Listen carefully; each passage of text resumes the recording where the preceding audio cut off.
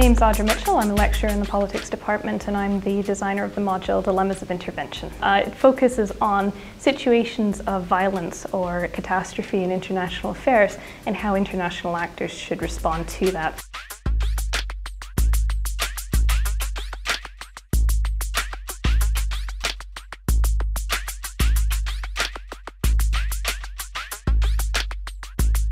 The aim behind the simulation was to try to make the material that we were studying on the module that bit more real, to try to simulate the situation of emergent conflict or emergent situations in international relations.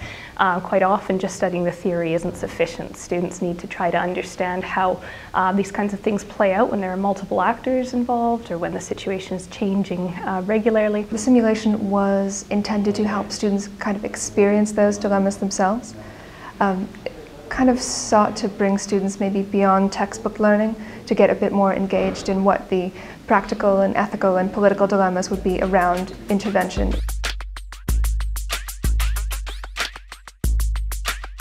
The students, as I mentioned before, are broken into groups based on countries.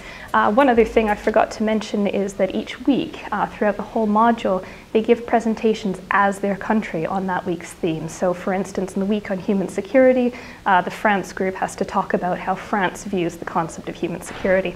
So by the time they reach the simulation section of the module, they're already quite aware of how their country might respond in situations of crisis, like the fictional Yorkania one. So then by week one of the simulation, they're given a sort of a briefing document about Yorkania and a couple of other scenarios which will detail events that are taking place. So for instance, a fictional WikiLeaks document showing a transaction between an arms dealer and the government. So they have to try and figure out what that means, pick up clues such as, the date of the document and how it relates to emerging events.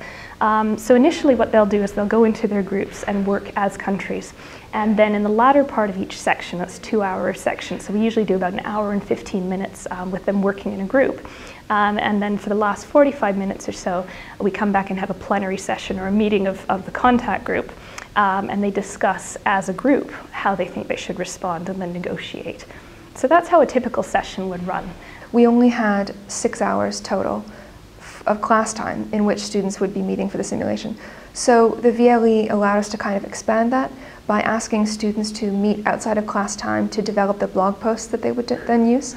So they wrote their blog posts, they put them on the site, the other groups were expected to read them, kind of engage with them, and they were asked to create content to put on the VLE. So it kind of made the simulation a bit more continuous rather than just being 2 hours each week.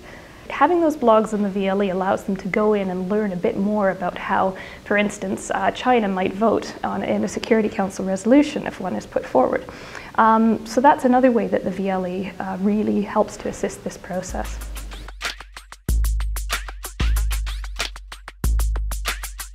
I do notice that in class the students are extremely engaged, particularly in the most recent version of the module where they're doing the presentations each week. Kind of a wide variety in participation. Students who are more confident tend to speak more, and it can kind of sometimes exaggerate those differences in the classroom, but I think that the VLE component allows for a lot more engagement from students who are maybe a bit shyer. They can be more involved in the online side rather than in the in-class negotiation side.